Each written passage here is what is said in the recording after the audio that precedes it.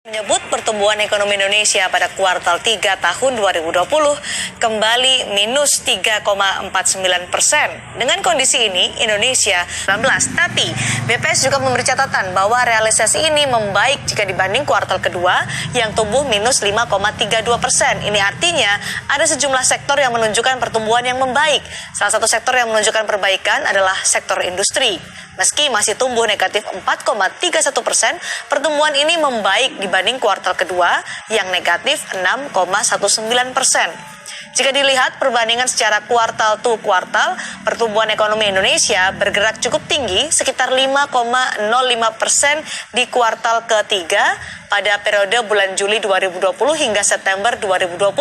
Sementara pertumbuhan ekonomi Indonesia di kuartal 2 pada masa awal pandemi COVID-19, yakni mulai April hingga Juni, minus 4,19%. Kemudian Menteri Keuangan Sri Mulyani Indrawati menyatakan pada kuartal ketiga 2020 ada perbaikan sejumlah sektor ekonomi.